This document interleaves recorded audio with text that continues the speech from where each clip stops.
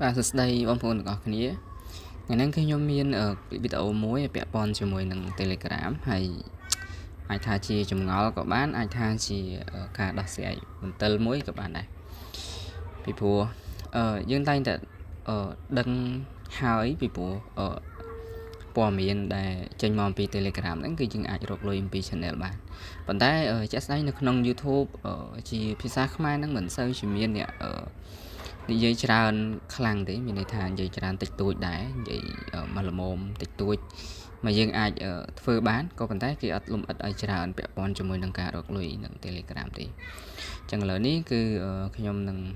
និយាយឲ្យបានច្រើនពាក់ព័ន្ធជាមួយនឹងការរកលុយ Telegram ពីព្រោះដោយសារតែខ្ញុំបានដើរជាមួយ Telegram ហ្នឹងរៀងយូរដែរហើយអញ្ចឹងណាទោះបីជាចំណូលមិនបានច្រើនហើយ channel របស់ខ្ញុំក៏មិនមានច្រើនខ្ញុំមាន channel 1 2ដែលអាចរកលុយបានក៏ប៉ុន្តែខ្ញុំនឹងចែករំលែកពីព្រោះតាមខ្ញុំសង្កេតមើលនៅក្នុង Telegram គឺអាចរកលុយបានស្រួលបានច្រើនហ្នឹងហើយឥឡូវគឺយើងមកមើលពាក់ព័ន្ធជាមួយនឹងព័ត៌មានដែល Telegram បានផ្សាយដូចជាទាំងមួយនេះហ្នឹងគឺព័ត៌មាន share revenue with channel owner ហ្នឹងគឺមានន័យថា Telegram គឺផ្ដល់នៅ reward សម្រាប់ creator ហើយ reward ហ្នឹងគឺទទួលបាន 50% ហ្នឹងហើយ 50% នៃចំនួនដែលad display មានន័យថា Telegram យក 50% ហើយយើងដែលជា creator យក 50% ហើយចំនួនលុយហ្នឹងគឺបានមកពីណាគឺបានមកអំពីអ្នកដែលដាក់ advertise ទៅលើ Telegram អញ្ចឹងមកយើងមើលខាងក្រោមនេះគឺជាកន្លែងបង្កើត ad នេះ ton base ad ហ្នឹងគឺជាកន្លែងដែលទិញ ad អាហ្នឹងដូចយើងទៅ boost page ឬក៏ boost កន្លែងនេះ boost Telegram ដែរអញ្ចឹងណា promote កន្លែងនេះគេមានពាក្យ promote their bot or channel អញ្ចឹងណាអញ្ចឹងនៅពេលដែលuser ចាយលុយ boost ទាំងអស់នេះហ្នឹងហើយចាយលុយ boost ទាំងអស់ហ្នឹងគឺ 50% បានទៅលើ Telegram ហើយ 50% ទៀតបានទៅលើយើងដែលពេលដែល display ad ចេញមកម្ដងអញ្ចឹងយើងមើលខាងក្រោមទៀតគឺពាក់ព័ន្ធជាមួយនឹង ad display អញ្ចឹងនេះដូចអ្នកនរអគ្នាបានឃើញទម្រង់នៃការបង្ហាញពាណិជ្ជកម្មអញ្ចឹងគឺវាបង្ហាញបែបនេះមានន័យថានៅខាងក្រោមគេហ្នឹងពេលយើងអូសផុតមកខាងក្រោមមកគឺយើងនឹងឃើញថាតើad ហ្នឹងវា display មកយ៉ាងម៉េចហ្នឹងហើយអញ្ចឹងហើយព័ត៌មាននេះដែរគឺយូរហើយហ្នឹងយូរហើយយើងពាក់ព័ន្ធជាមួយនឹងការចុះមកហ្នឹងគឺបើកឲ្យប្រើប្រាស់បើកឲ្យនេះហ្នឹងគឺតាំងពី2024ថ្ងៃខែដូចជាខែ4ហ្នឹងហើយខែ4ចុងខែ4អូខេអញ្ចឹងវាយូរហើយក៏ប៉ុន្តែយើងដើម្បីកុំឲ្យយើងនេះកុំឲ្យយើង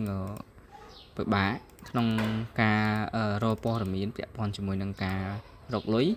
ហើយក៏ដូចជាការចង់រកលុយថាតើប៉ុន្មានអ្នកនរគ្នាឃើញកន្លែង subscriber នេះគឺ 1k subscriber ប៉ុន្តែជាក់ស្ដែងយើងឃើញនៅក្នុង channel មួយចំនួនគឺលើស 1k subscriber ទៀតអត់អាចរកលុយបាននៅលើ Telegram អញ្ចឹងអាហ្នឹងជាមូលហេតុហ្នឹងគឺទោះបីជា Telegram បើកឲ្យរកលុយក៏ប៉ុន្តែ Telegram ក៏មាននៅគេហៅថា term and service គឺមានគោលការណ៍សម្រាប់ Telegram ដែរដូចជានៅក្នុងនេះមាន mention ពាក់ព័ន្ធជាមួយនឹងនេះអត់ដូចជាអត់មាន mention ទេterm service ពាក់ព័ន្ធជាមួយនឹង Telegram គឺយើងត្រូវតែគោរពទៅគោលការណ៍របស់ Telegram ដែរដើម្បីទទួលបាន ad ខ្ញុំសូមបញ្ជាក់ថាសម្រាប់ Telegram នេះគឺអាចរកលុយបាននៅក្នុងស្រុកខ្មែរដែរអញ្ចឹងណាហ្នឹងហើយខ្ញុំសូមបង្ហាញchannel របស់ខ្ញុំត្មងទៅដែលខ្ញុំបានទទួលបានរកលុយជាមួយនឹង Telegram ហ្នឹងបើយើងគិតទៅចូលចិត្តមួយឆ្នាំហើយហើយអ្នកនរគ្នាបានឃើញនេះវាមាន ad impression នៅខាងលើហើយវាមាន ad reward នេះ ad reward នៅខាងបន្ទាប់មកទៀតអញ្ចឹងណា ចឹងនៅកន្លែងនេះគឺយើងអាច scroll មើលអំពីទិន្នន័យពាក្យដែលយើងរកបានក្នុងកំឡុងពេល period ណាមួយដែលវាឲ្យ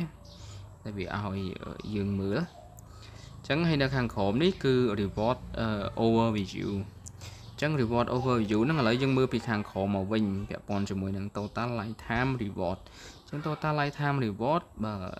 ដែលខ្ញុំទទួលបានហ្នឹងគឺ152 ton coin ហ្នឹងហើយហើយបើយើងគិតជាលុយដុល្លារទៅគឺ428 ដុល្លារប៉ុណ្ណឹងបើយើងគិតទៅវាច្រើនដែរក៏ប៉ុន្តែបើយើងគិតជាខែវិញគឺវាមិនច្រើនទេហ្នឹងហើយពីព្រោះចិត្តមួយឆ្នាំដែរតម្រាំតែបានហើយយើងមើលមកលើបន្តិចគឺ reward since the last create collection មានន័យថាចាប់តាំងពីយើង collect ឬក៏យើងដកលុយមកគឺ reward ប៉ុណ្ណឹងអញ្ចឹងណា reward 3.9 ហ្នឹង 3 ton 0.9 ហ្នឹងហើយបន្តមកទៀតគឺ reward available for collection មានន័យថាចំនួនទឹកលុយឬក៏ចំនួន reward ដែលយើងអាចដកបានក៏ប៉ុន្តែដែលវាសូអាចដកបានមែនប៉ុន្តែវាត្រូវតែឲ្យយើងរយ៉ាងហោចណាស់គឺបាន10 ton ដែរអញ្ចឹងណាយើងមើលមកក្រោមមកគឺយើងបាន10 ton គឺយើងអាចរកបានជាមួយនឹងគឺយើងអាចដកលុយបានហើយអញ្ចឹងណាអញ្ចឹងគឺជាទិន្នន័យរបស់ខ្ញុំដែលខ្ញុំរកបានតែ channel ឡើងមួយទេខ្ញុំមាន channel មួយទៀតដែរពាក់ព័ន្ធជាមួយនឹងការរកលុយហ្នឹងប៉ុន្តែ channel មួយទៀតតូចទេហើយក៏រកលុយបានតិចទេអញ្ចឹងខ្ញុំមកបានសូនៅក្នុងវីដេអូនេះទេអូខេអញ្ចឹងមានតែប៉ុណ្្នឹងហើយសម្រាប់វីដេអូរបស់ខ្ញុំគឺខ្ញុំនឹងចែកម្លែកពាក់ព័ន្ធជាមួយនឹងការរកលុយតែខ្ញុំនឹងរកលុយបានដោយរបៀបម៉េច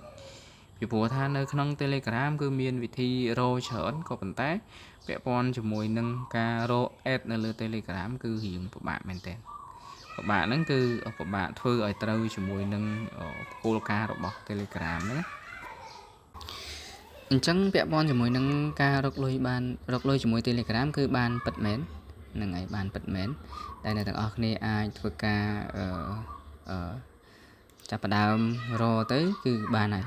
ហើយសម្រាប់វីដេអូនេះគឺខ្ញុំមានការចែករំលែកតែប៉ុណ្ណេះទេព្រោះដោយសារតែខ្ញុំនឹង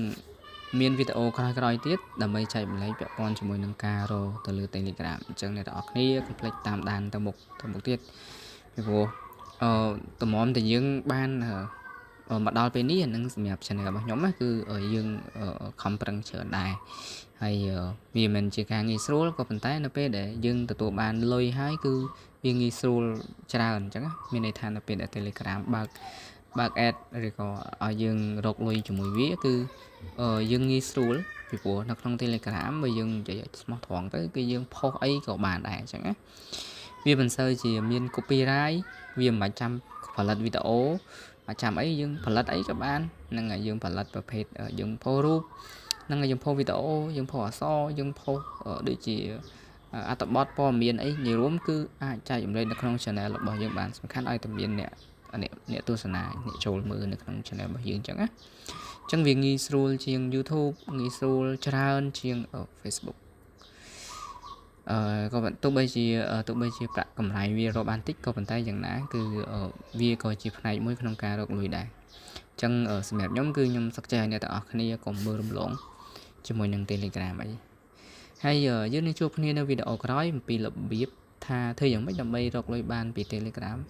នៅវីដេអូក្រោយទៀតអញ្ចឹងសម្រាប់វីដេអូនេះគឺមានប៉ុណ្្នឹងឯងអរគុណបាយបាយ